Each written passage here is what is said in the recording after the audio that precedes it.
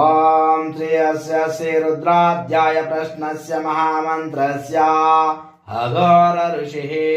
अनुच्छन्दः संकर्षणमूर्ति स्वरूपो येषो वादित्य परमपुरुषः येषो रुद्रो देवता नमः शिवायेति बीजं शिवतराहेति शक्तिं श्रीमहादेवायति कीलकं श्रीशाम्ब सदाशिवप्रसाद सिद्ध्यर्थे जपे विनयोगा अग्निहोत्रात्मने हंगुष्टाभ्या नमः दर्शपूर्णमासात्मने तर्जनीभ्या नमः चातुर्मासात्मने मध्यमाभ्या नमः निरोढपशुबन्धात्मने हनामिकाभ्या नमः ज्योतिष्ठामात्मने कनिष्ठिकाभ्या नमः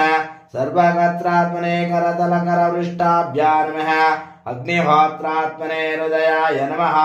दर्शपूर्णमासात्मने शिरसेश्वाः चातुर्मासात्मने शिखाय वषट् निरोढपशुबन्धात्मने कवचाय अहम् ज्योतिष्ठामात्मने नेत्रत्रयाय वषट् सर्वकत्रात्मने हस्ताय पट् ॐ भूर्भुवस्सुरोमिति दिग्बन्धः ध्यानम् आपातालनभस्थलान्तभुवन ब्रह्माण्डमाविस्फुरात् ज्योतिस्फाटिकलिङ्गमौलिविरतत्पूर्णेन्दवान्तामृतभोवतेदनः शिवाशरव्याया तवतया नारुद्रमृडया याते रुद्रशिवा धनुरघोरा पापकाशिने धयानस्तनवासन्तमया गिरिशान्ताभिजागशे यामिषं गिरिशन्तहस्ते बिभर्षस्तव शिवां गिरिरथां कुरुमागुंसे पुरुषं जगत् शिवेन वचसा त्वा गिरिजाचावधावसे यदा नः सर्वमिज्जगदा यस्माकं सुमरुस्सुमङ्गलः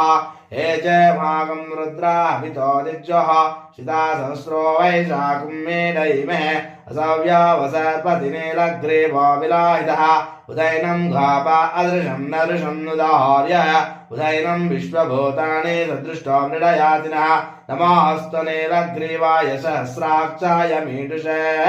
अदाय अस्य सत्यानां तेभ्यः